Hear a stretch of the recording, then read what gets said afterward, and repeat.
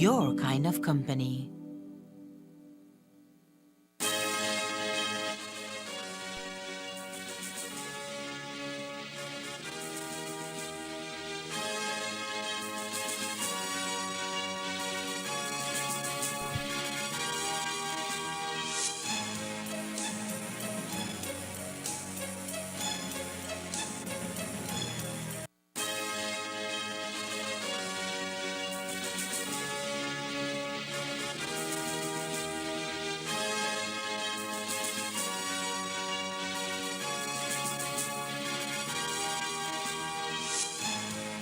Tonight on CTV3 News, Prime Minister John Briceño delivers Independence Day speech, announces a global investment of $300 million pledged at annual summit, a booming economy and lowest unemployment rate in decades.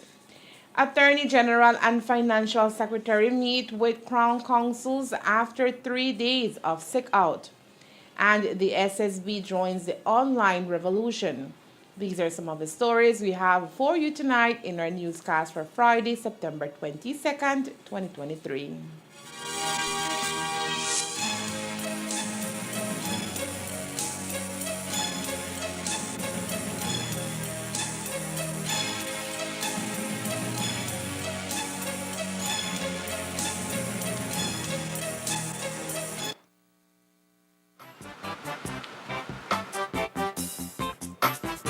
LB, $50. Thank you. Wait, hey, this 50 is a fake. How do you know it's a fake? What are you talking about, sir? How can I identify a genuine note from a fake note? Well, a genuine 50 has a watermark with the Jaguar and the written words of the 50, also a thread. Know your money and know a fake one when you see it. Do not rely on any one security feature. Look for the clarity and quality of printing. The printed lines and colors should be sharp and clear. Feel the quality of the paper and the raised print. Hold the note up to the light to see the windowed security thread. It should form one complete line when held up to the light. The watermark and denominational electrotype. The Jaguar is the watermark in the $100 and $50 notes. The Sleeping Giant is the watermark in the $20, $10, $5, and $2 notes. The see-through feature. The parts of the design printed on the back should fit exactly within the unprinted areas of the front to form the complete design. Check the $100 note for the toucan hologram with the periwinkle flower overprint. Tilt it to see the small images of the toucan and the numeral 100. Check the $50 note for the green foil angelfish. Check even closer. Use an ultraviolet light to see the fluorescent features. Use a magnifier to see the microlettering. Tiny letters that read Central Bank of Belize and the value of the note. Stop the circulation of counterfeit Belize currency notes. Pass all counterfeits to the police at once. It is a criminal offense to hold or use a counterfeit. Be safe, be sure, know your money.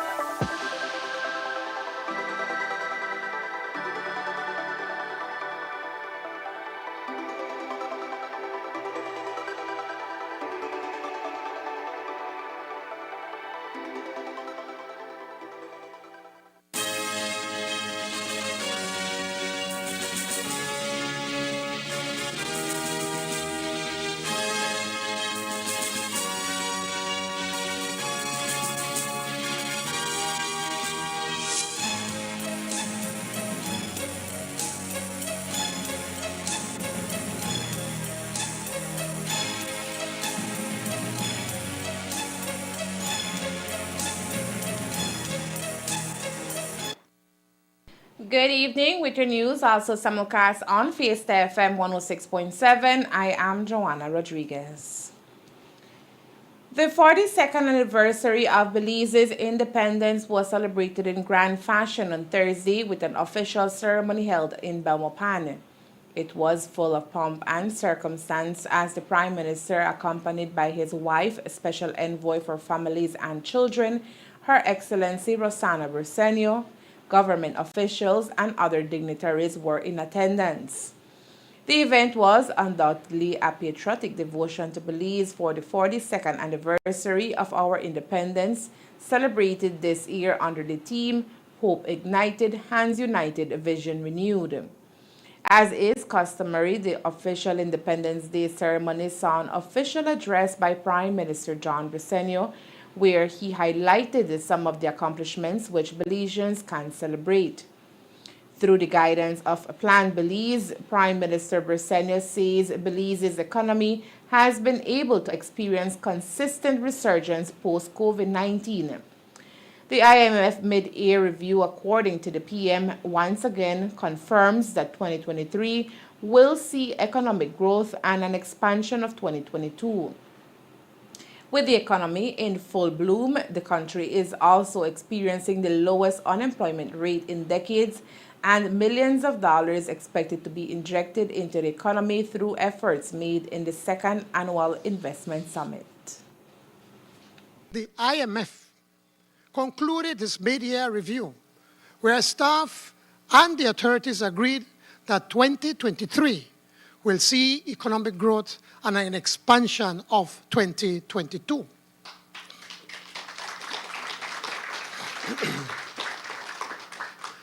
And just as Belize vastly outperformed the IMF projections in both 2021 and 2022, we are confident that 2023 will extend this trend of actual performance, surpassing forecasted performance. Presently, unemployment is at a historic low, 2.8%. That's as close as Belize has ever been to full employment. Especially pleasing is the forecast for domestic inflation, expected to fall from 6.1% last year to 3.7% this year.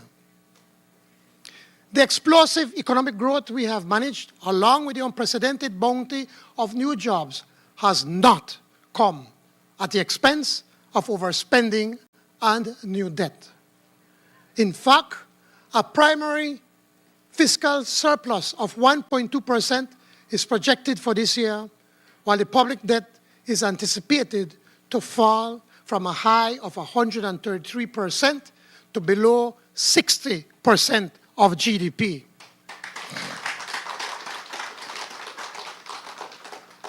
And we are working to reduce the public debt by significant margins. Belize's financial system has regained its pre-pandemic strength.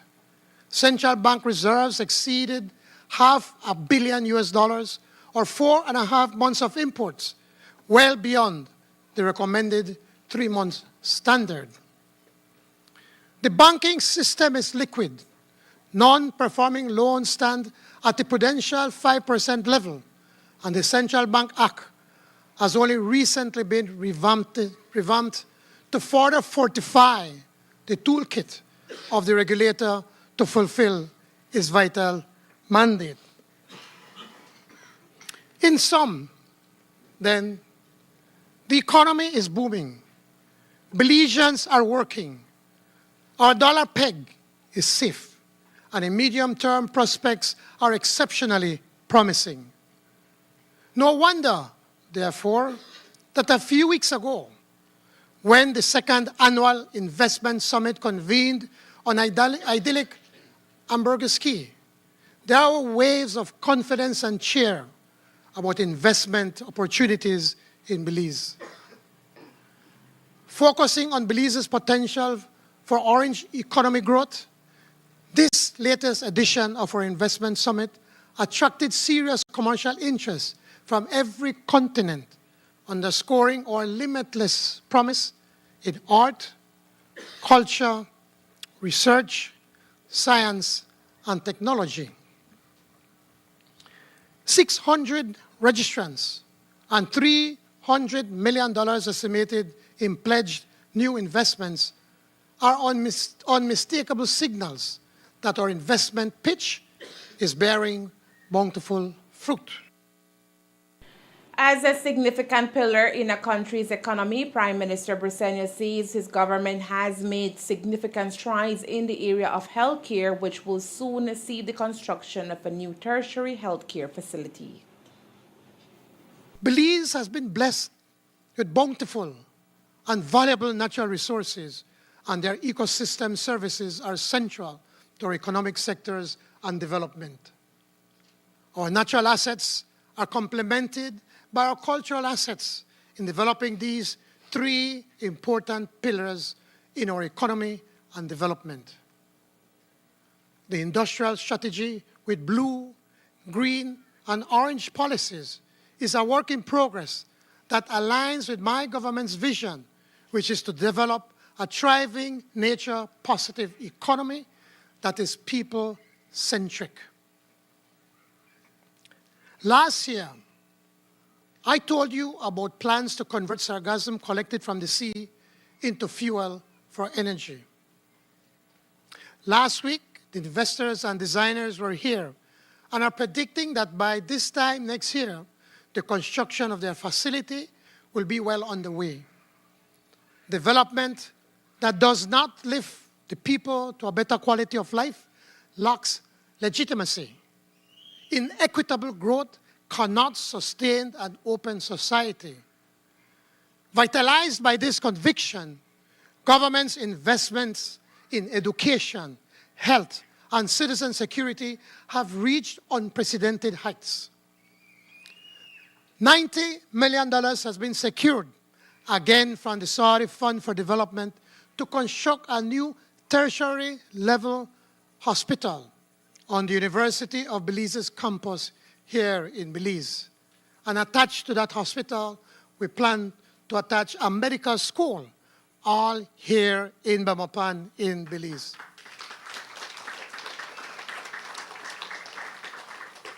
This is the first new tertiary hospital to be constructed in 30 years.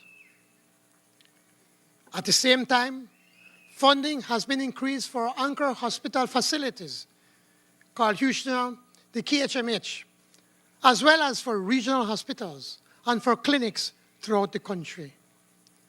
This year, the NHI was expanded to include the Orange Walk District, bringing virtually free primary health care access to over 220,000 Belizeans. In the area of education, Belizean students are benefiting from significant strides in the promise for free education, which has now been expanded to 9 schools, with 10 more expected to be included in the next fiscal year. Than 20 cents of every recurrent dollar in this new year's national budget will go to the education system. You could clap, Mayor. I was not referring to the leader, I was referring to you. Thanks. Van even a water hot. No Belizean should be out of school because he or she cannot afford the cost of schooling. Quite the opposite. Belize cannot afford for even a single student to forego learning because of their economic standing. Over 20,000 students from primary school to university have benefited from scholarships or financial assistance from the Ministry of Education at a value of close to $10 million.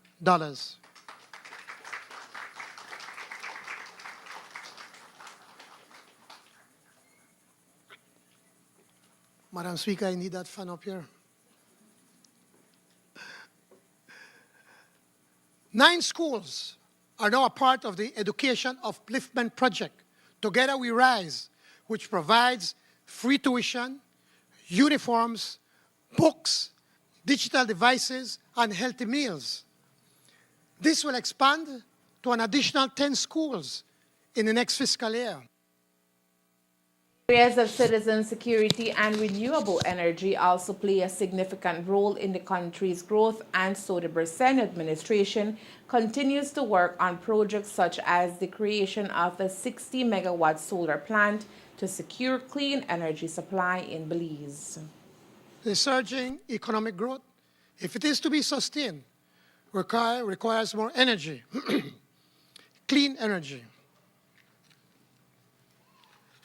In pursuit of this objective, government signed a $144 million loan agreement with the Saudi Fund for Development for the construction of a 60-megawatt solar plant, an ambitious endeavor we expect will also receive support from the World Bank. Clean and independent energy will complement the multiple investments underway in power distribution, water and sewage systems, and a national road network that will facilitate optimal product and service delivery and distribution, particularly for the foundational sectors of tourism and agriculture. As with so many countries in the hemisphere, citizen security remains a foremost challenge, primarily because of the so-called curse of geography. Drugs flow north, guns flow south. Their proceeds soil governance systems and pervert law and order. If multilateralism is a prerequisite to save the planet from the ravages of climate change, an equal dose of this medicine is urgently needed to suppress transnational crime.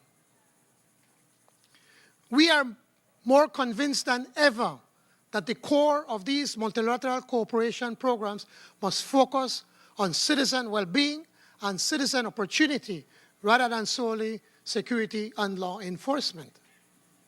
At the root of migration is an absence of opportunity. But while the Bressan administration boasted of economic growth, increased employment, and better health care for Belizeans, of course, all this backed up by numbers, the opposition was singing a different chorus during Thursday's official Independence Day celebration in Belmopan as expected. In his traditional message, which preceded that of the Prime Minister's, opposition leader Shine Barrow painted an image of gloom and despair for Belize. He'll tell you about his anemic GDP growth, thanks to the highest fuel prices ever. We must accept that more Belizeans are impoverished than they were 3 years ago. Life is worse than it was 3 years ago. With us, we have a flour shortage, sugar shortage, rice and beans is the only thing that is left. No food security. It strikes me that perhaps the Prime Minister misread the teleprompter at the United Nations when he said he plans to reduce poverty by 50%, because he certainly has increased poverty by 50% since taking office. I must make clear that social justice needs capitalism. We must be fully engaged with our Belizean and foreign investors. We must never malign, ostracize, and target businesses due to partisanship and corruption, as has been done with Michael Feinstein, people like Michael Ashtroff, Brad Spolido, BSI, Vulcan, and many others. We cannot create employment and truly grow the economy and close the gap of wealth disparity without investor confidence and capital. George Price described it as the mixed economy. In his Independence Day speech on Thursday, Prime Minister John Bressan spoke about the economic resurgence which our country has been experiencing for the past 3 years. In its mid-year review, the IMF is projecting that 2023 will see economic growth and an expansion of 2022. In an interview earlier this week, Minister of State in the Ministry of Finance, Honorable Chris Koyi, spoke about some of the factors directly contributing to the country's economic growth. Starting first in a major growth in the service industry in Belize, where BPOs have seen major growth in the past 3 years. If the 2019 numbers are not surpassed yet, but where I think we really see significant change in our economy is in the services sector, in particular the BPO sector. That's now a really material part of our economy, both in terms of generating significant employment. I think it went from like a little over 1,000, let's say 1,500 in 2019, 2020, and now it's over 8,000. So that's multiples of where it was in just over 3 years. But that means that employment has a multiplier effect with all those people employed. They're spending more out there, and so that means income for somebody else, who then in turn can spend on other stuff as well. So the BPO sector has been significant in generating employment, but also in that multiplier effect, and as well in generating substantial foreign exchange, and that's why we are at historic highs in terms of our overall foreign reserves right now. So it's not just tourism that's contributing, but the BPO sector is definitely contributing in a significant way. And then the second area, and I should have mentioned, tied to that BPO, is in fact construction, because there is increasing demand for office space. There's an opportunity in construction as well. So it's not only tourism that's driving construction, but the BPO sector itself is driving construction more for commercial space. If you drive up Northern Highway, Philip Golson Highway, before the bridge, you could see the different construction that tied into the BPO sector. A major contributing factor to the economic resurgence in Belize, according to Minister Koyi, also has to do with the emphasis GOB has placed on the growth of MSMEs across the country. But the second part I wanted to highlight was also the emphasis on the MSMEs, and I think that is already bearing fruit. If you look at our unemployment rate, it's come down to historic lows, to I think around 2.8% in the last labor force survey. And if you look into it in more detail, you'll see that I think over 27% of the employed labor is actually self-employed. So you're seeing that the entrepreneurial spirit very much alive and having an effect in terms of the overall economy, but also in terms of people being at work. They own their own businesses and generate their own employment, and I think that's a huge factor in that impacting on the overall economic growth for the country. One area which government has also been keenly observing is fuel prices, which continues to fluctuate in the international market, raising the need for another price control regulation being imposed in the near future. The crude oil prices are on an upward trajectory right now. I think it went as high as $95 a barrel yesterday or thereabouts. It had been as low as around in the low 70s, if I recall correctly, when fuel prices were coming down. But it has started on an upward trajectory again. And so we have to monitor on the fuel prices at the pump very closely. As you know, last year we had instituted that price stabilization program to try and mitigate the effect of the increase in acquisition costs of fuel. And I think we have to look at that again this year as well.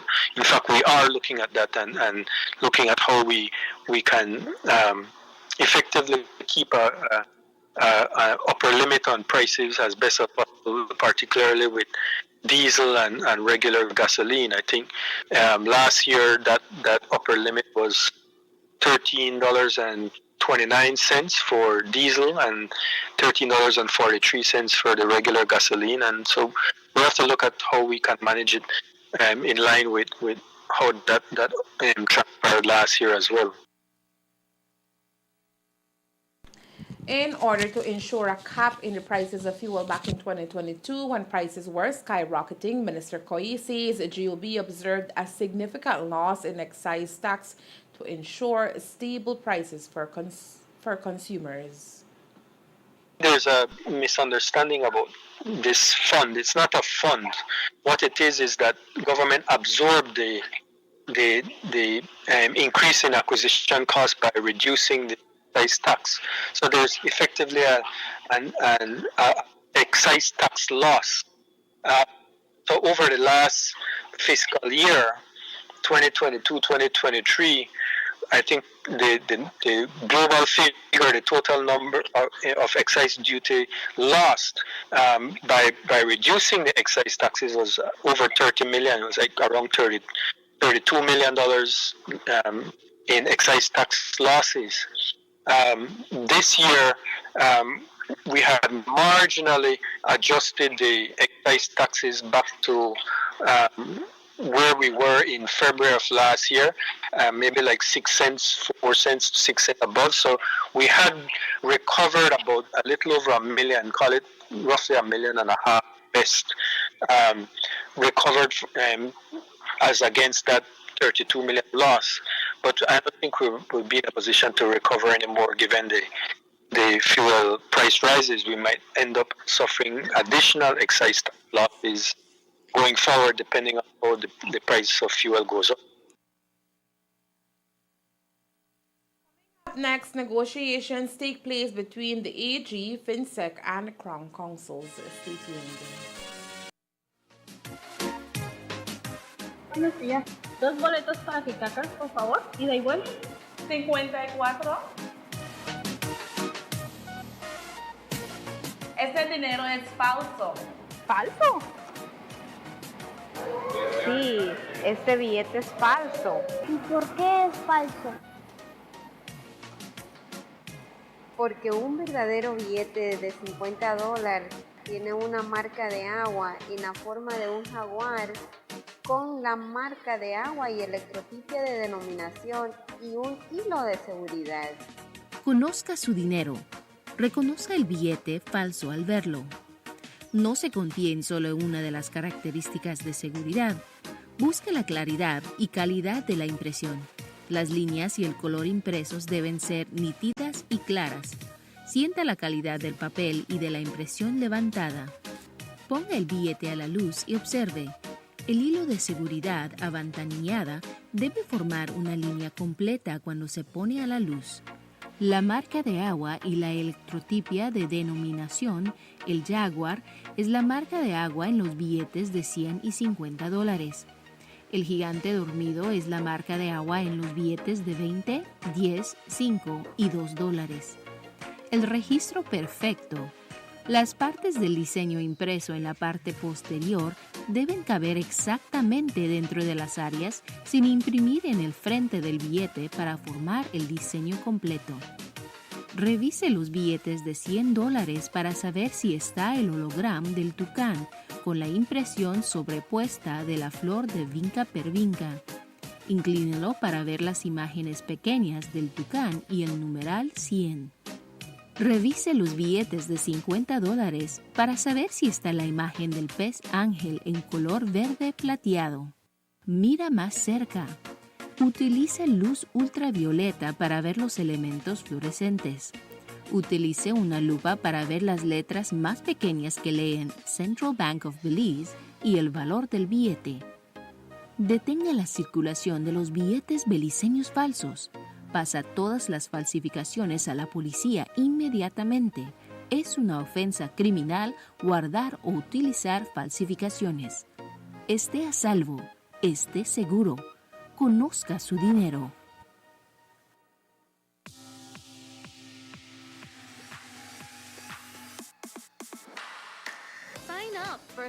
Let's share, plan, and save big.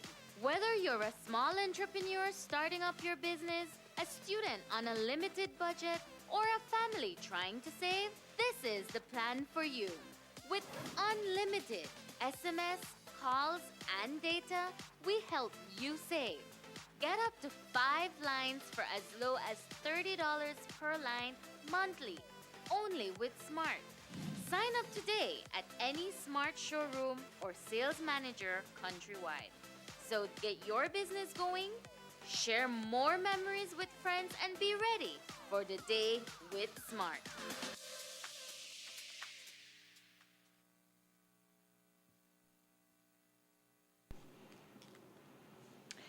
Over the course of the week, the DPP's office has to deal with a heavy workload after nearly all its staff of Crown Councils called in sick, delaying the opening of the late year session of the High Court in its criminal jurisdiction.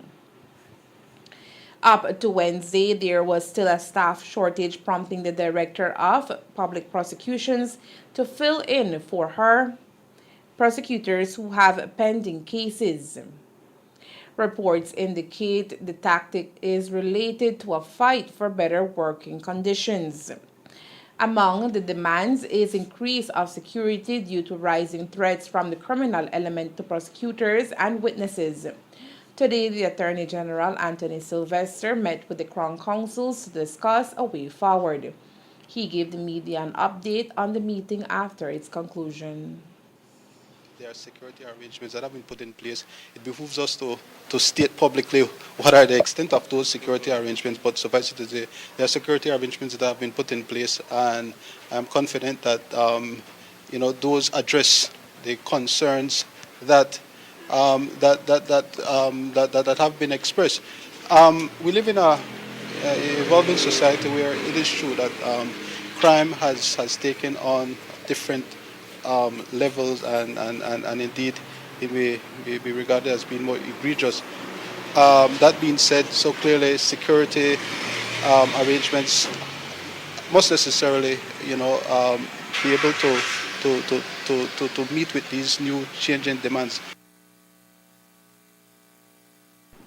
Salaries are also a concern, especially considering reports that new legal assistants for the High Court have been hired at greater salaries than those paid to members of the DPP's office. With increments being involved, Financial Secretary Joseph Waite also took part in this morning's meeting.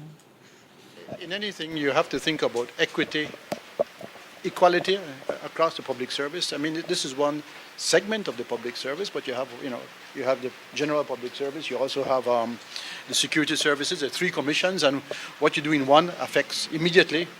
There's a ripple effect, a knock-on effect to the others. So whatever we do, and also you have to watch the bottom line. You could have a situation where something is deserving and needed, but if you don't have the money, what you do? But we're trying our best to see how we can first listen, understand, appreciate the concerns of the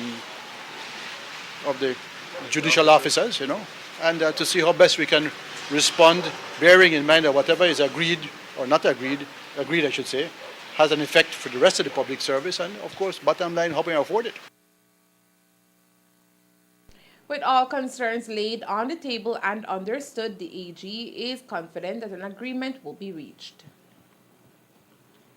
We are assured that the matters that have been in the public domain or sphere this week, that those issues or concerns, that may have been in public domain, that those have been addressed, and we will be able to move forward with the administration of justice being able to work properly. I don't know the administratively in terms of who all had called in sick or whatever, but I am sure persons were ill. They would have been temporarily ill, so I do suspect that that illness has to have come to an been temporary to an end at some point, no? Following the negotiations and bring you the developments as they unfold. Since the Blue Bonds debt conversion was agreed upon at the last quarter of 2021, the Ministry of Blue Economy and Civil Aviation and the Nature Conservancy, better known as the TNC, has legally established the fund. It has therefore set the needed governance mechanisms that oversees the fund, and in March 2022, the Belize Fund for a Sustainable Future emerged as a charitable organization. This organization is managed by a 9-member board, of which 5 are non-governmental and 4 are from the government. While not much is spoken about the group, we can tell you its members have been involved in major activities to protect the oceans. And in a changing world, the BFSF says it is pivotal that everyone becomes a change maker to protect our oceans.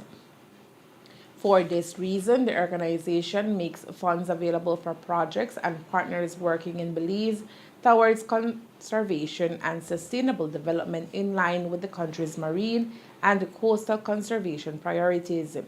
Recently, it has commenced its second call for applications. We are a private Belizean nonprofit conservation fund, and we were established as a result of the agreement between the government of Belize and TNC, where I guess people would know it as the Blue Bond Loan Agreement, right? And so, under that agreement, an independent fund was supposed to be set up to manage the monies coming out of that agreement for conservation. And so, as a result, we were established. So, we work primarily with partners and projects that focus on Belize's marine and coastal resources. We have been established a little over a year or a year and a half. March last year, 2022, we were established. And within that time, we hosted our first call for proposals, where we invited the public to submit proposals to get grant funding. And we're able to distribute or to award grants in the amount of 3.08 million Belize dollars. So 6 non-government entities. And these include entities who work in the marine protected areas, as well as entities working with manatees or barrier reef and other marine reserves, right? So I would say that those are some of the accomplishments that we had, and we're actually in the opening of our second call for proposals. But the only difference is that we had a 2-phase approach for this call. So we already invited persons to submit concept papers for the call, and those would have already received an acceptance or non-acceptance in whether they can move forward with developing a full proposal for the call. And so we will know for a certainty of these full proposals submitted by November 3rd. And then afterwards, now we'll be making our announcement for who would have been approved for getting grant fundings in our second call. As this is how we are able to provide the money to the public. The Belize Fund for a Sustainable Future BFSF has also embarked in a very interesting contest that is directed to the young and old. The contest has been dubbed Belize Coastal Resilience Art Contest.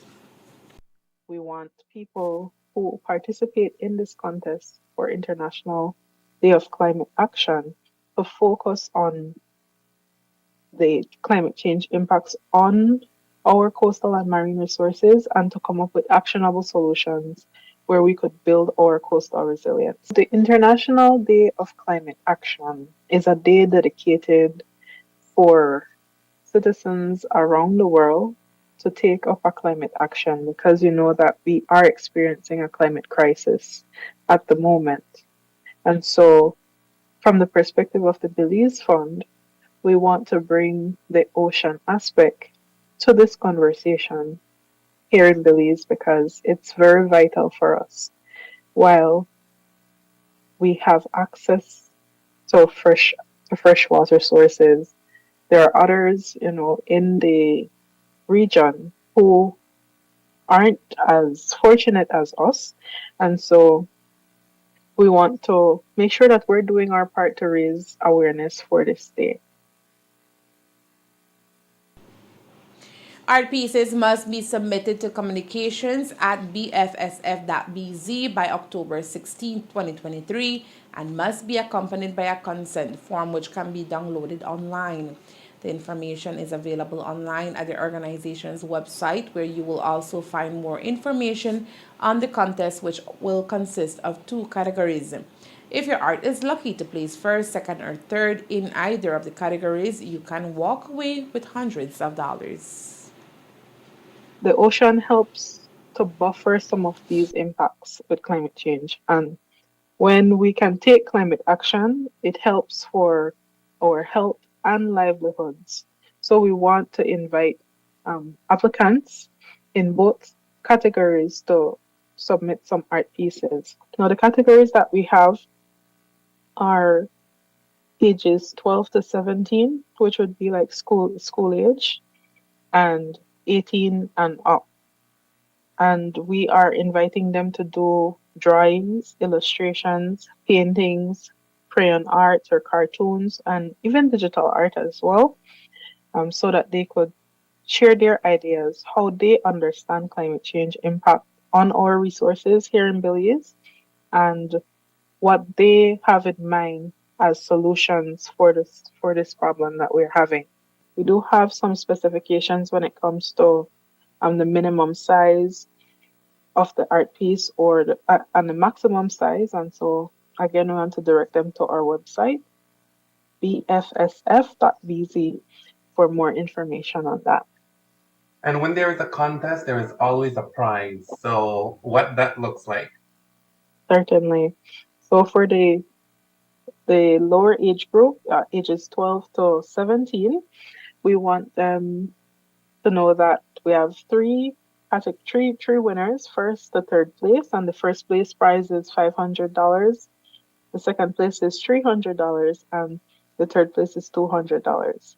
And for ages 18 and up, our first place winner will take home a cash prize of $800, second place $500, and third place $300. So Okay. again, Yeah, go ahead. this is in collaboration with the International Day of Climate Action, and we do have resources on our website that if they are not sure about the direct linkages between climate change and the ocean or our coastal and marine resources, they can visit those resources that we have listed on the webpage to learn more about how how climate change is affecting the ocean and what kind of action we can take, and then they can come up with their ideas how they want to bring that to life. This contest is part of an entire plan in order to protect 30% of Belize's marine and coastal environments, an essential asset of the country, supporting the national economy and thousands of livelihoods. It was made public that the Social Security of Belize will be joining the online revolution. So whether you are making contributions, claims, keeping track of your contribution history, the My Social Security platform Paranza will be the portal to use. It was brought to life in order to minimize the hassle and reduce time when dealing with paying contributions and making claims. The platform was made from the best software services and modified to securely collect and maintain information about clients, be it employers or employees. Today, SSB CEO Deborah Ruiz broke down how the software works to offer fast-paced services to clients without forgetting the elderly that may need assistance also. Though we have 45,000, right now, Mr. Ward has mentioned that visibility for insured persons or employees to see their contribution is something that's coming in a couple weeks. So we anticipate the queries then, no, that we will clarify, because you might have a gap. You worked at a particular industry and you don't see it in there. So yes, we expect that type of feedback would drive our compliance issues, no, in terms of making sure that persons can see their full history. What we encourage right now, especially we're doing projects, especially with government employees who retire at 55, that they are now getting their statements so that they could claim their pension, that type of thing. So instead of waiting until you're ready to retire, you'll be able to see it monthly. As soon as the statement is uploaded, it's automatically posted, so that is a credit to your account, and Social Security then has to ensure that we follow up to make sure that the employer pays the contribution. We are planning in another 10 days or so to launch the full employer transactions. So employers will see a change in terms of the way how they interact with Social Security. They will be able to upload their statements online. They will be able to see their account balances. Before that was not possible. So what we have done is that we are changing the accounting process. So now you get an account and you have your balance and you pay towards your balance. So that is a major change, and we are prepared to engage with the employers further to discuss any concerns they may have in that regard.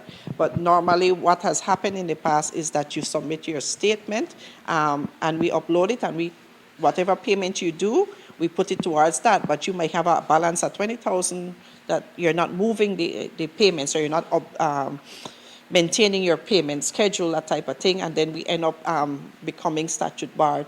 That causes a problem for us if we have to take you to court. So we're going to be following standard accounting practice that you pay the oldest debt first. The portal, it will be available as a channel of choice. We still have our offices open for those persons who are not yet comfortable going online, but we encourage that. But the portal, you will be able to create a profile. One profile allows you whatever your role is at Social Security, if it's an employee, if it's an employer, because I am dual. I am an employee and I am an employer because I have my domestic. And then we have the doctors as well who will have access to start a claim process that requires a medical certificate. So different profile, but one login. And while the new software proves to be an excellent beacon for online security measure for employers and employees, the Social Security is also known to have financial liquidity. It is constantly searching for areas of investments in order to get the most returns. Today, the media asked CEO Deborah Ruiz about SSB's latest investments. Majority of our investments, we do have a couple that we are monitoring, but generally we receive our payments to time. We don't have any issue. Our challenge is finding viable investments to put our money. We have over $100 million that is not earning sufficient. As you may have heard at our recent SSB Connect, the actuary is saying that we need a nominal 3.5% interest. So what happens if you are not in excellent financial standings but want to borrow from the Social Security? You can still do so. Here is what Ruiz told reporters. To borrow from Social Security, yes. Right now, but we do have an investment strategy committee set up, and they're looking at our whole investment philosophy and looking at guidelines as to how. So come January, you may see some changes there.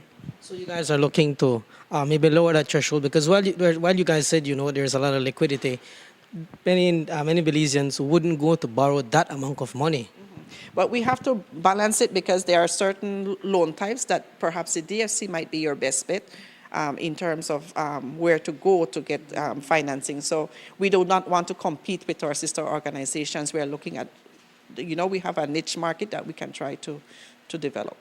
As I said, we have over 100 million liquid, but we cannot by law, we cannot put more than 20% of the reserve fund in any one entity. So we have to spread and diversify our investment portfolio. And speaking about investments, the Social Security is making another huge move in that area. It is investing quite a number of millions in building office spaces that will be rented out by the government of Belize, which would make it a smart investment since, according to the Social Security of Belize, GOB is a good renter that pays on time. Here is how that conversation played out today.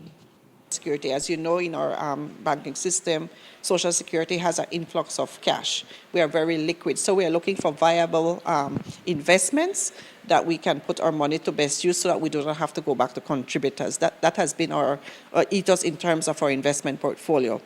We have looked at a PPP before. Unfortunately, due to public concerns, and even at our board at the time, the PPP in terms of the National Gas Company, that did not go through. This is a proposal that is now before us in terms of the government wanting new facilities to house their staff. You know, they're renting all over the place and trying to consolidate at a fixed price. Now, when Mr. Magan presented the numbers, we're talking about a viable project. So yes, Social Security said if we are going to do this, we need to be in control. So in terms of the majority, it is Social Security who would have the majority seats as the equity partner in the company. And the special vehicle is just to facilitate the process, because Social Security is not in the business of doing construction, as you well know. So this company will be charged with the responsibility to manage the construction process and to manage the investment that we are making in this to build the buildings for GOB, and also to raise the additional equity. The entire project, as we said, is over 54 million, and Social Security is not putting up all that money. We are putting in as the equity partner and putting in a percentage in terms of the first building. So the company has to then raise by putting it out to other public investors who would want to join and benefit from this. What we like about the project is that we are guaranteed 100% rental of the building from the government, initially at 4%, and Mr. Magan mentioned we have 100,000 of rentable space. That's monthly, and you multiply, you can do the numbers in terms of the return on investment. And as we said, once we are able to manage a project successfully, making sure that the construction process is timely and within budget, then we are able to meet the expectations of the project, that it will be profitable. Social Security gets investment on its liquid cash that we have. Government gets the billing that we need, and it is still within a safe space, because it is government at the end of the day that will be paying us monthly for the rental, and we do not have to go back to contributors, hopefully very soon. No? We have other interests as well in looking at exploring buildings as a means to generate. It's passive in a sense, no, Mr. Magan, is that the correct word? A passive investment in that we just get the flows. For 30 years. Yes, for 30 years. 20 years, yeah. The PPP will be for 30, but that is to sign off the equity and all of that. But in terms of the debt servicing, we anticipate 20 years.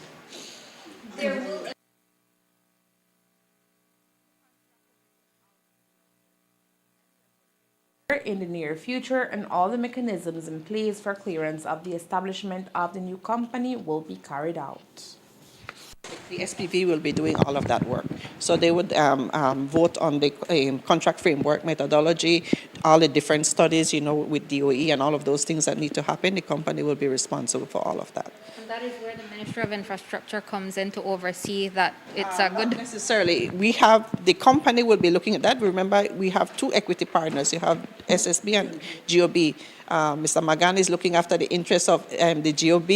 The Ministry of Infrastructure will do that. So the company, Social Security, will have to put in place whatever mechanisms it needs to make sure that the company operates within the guidelines set by the Board of Social Security. In terms of... And that's the news. We invite you to join us for another newscast on Monday, September 24th here on CTV3 and Face.the FM 106.7. Remember that to read a text version of the news, you can visit our website at CTV3BelizeNews.com. You can also log on to our Facebook page for current stories at facebook.com/CTV3BelizeNews or our YouTube channel at CTV3 News BZ. Remember to wash your hands and remain safe.